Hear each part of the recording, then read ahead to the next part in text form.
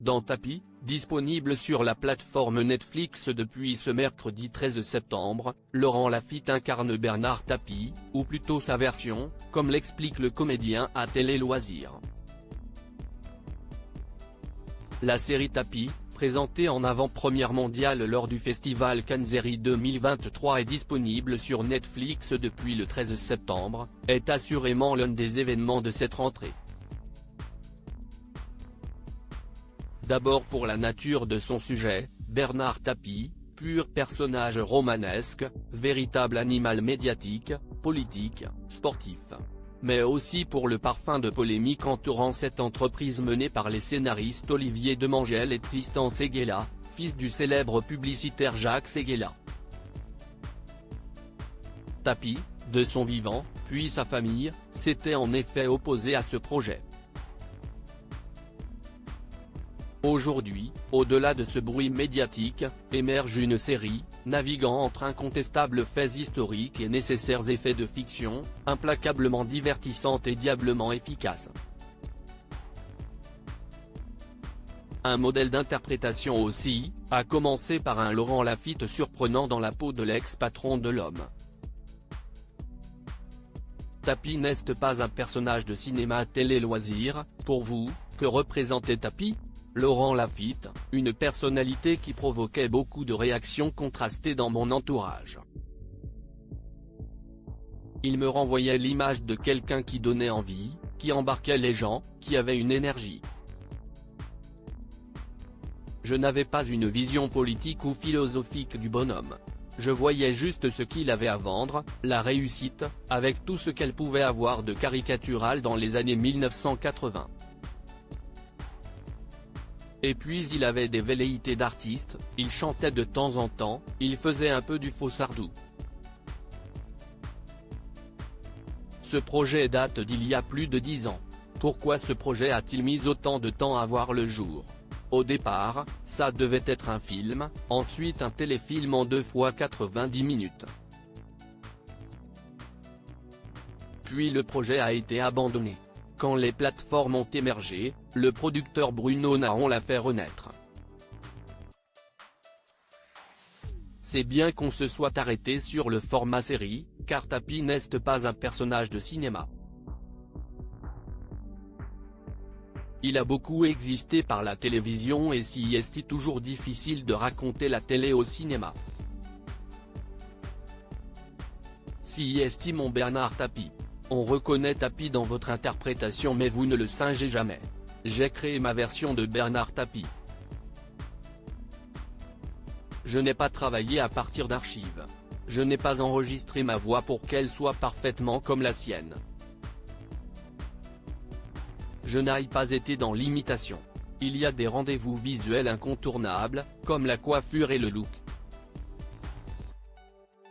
Mais je suis parti de tout ce qui avait infusé en moi depuis mon enfance. Dans l'attitude, la voix, la gouaille, l'énergie, c'est mon ressenti. Si estime mon Bernard Tapie. L'ascension sociale et politique est-elle aussi une des dynamiques fortes de la série ? J'aime bien le comparer avec le bourgeois à gentilhomme, ce bourgeois qui rêve d'être aristocrate. L'aristocratie contemporaine en France, si est le pouvoir politique. Avec lui, c'est un peu ce qui s'est passé, le nouveau riche qui veut la reconnaissance d'un milieu qui lui est totalement étranger et qui est cloisonné. Avant de préparer Tapie, je jouais Dom Juan à la Comédie Française. Il y a un lien entre les deux, cette soif commune de conquête et cette espèce d'autodestruction. Tapie a voulu brûler son existence de manière flamboyante. La série reste dans la complexité du bonhomme. Tout ce qui est factuel est documenté mais quand les portes sont fermées, on est obligé d'imaginer. J'espère que la famille de Bernard Tapie est rassurée sur nos intentions. Bernard Tapie, de son vivant, puis sa famille était contre cette série. Vous les comprenez ? Oui, bien sûr. Vous leur diriez quoi aujourd'hui ? J'espère que la série va leur plaire et qu'ils seront rassurés sur nos intentions. Ils auraient peut-être voulu participer à son élaboration mais ça aurait été une erreur. Leur regard aurait été trop subjectif. Le nôtre n'est peut-être pas véridique, mais notre métier c'est justement d'inventer. Vous avez un point commun avec Tapi, comme lui, vous n'avez pas fini votre scolarité. Si est-il vrai? J'ai arrêté en seconde. J'avais développé une espèce de phobie scolaire. De toute façon, mon premier tournage à 15 ans a été une telle révélation que je ne pouvais rien faire d'autre. Je n'ai pas laissé le choix à mes parents. J'étais déterminé, un peu à la manière de Tapi. Mais j'avais aussi un désir d'apprendre et ça a été ma motivation pour le concours du Conservatoire national. Bernard Tapie ne s'arrêtait jamais à un nom. Est-ce que ça a été votre cas à un moment donné de votre vie? Plein de fois. Quand on est un jeune acteur, les castings sont des enchaînements de noms.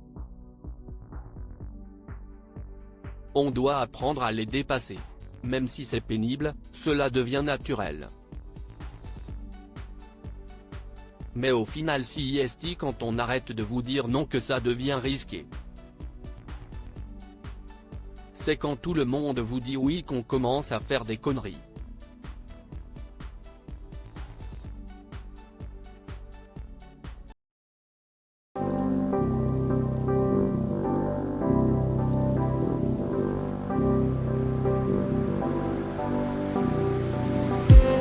I just need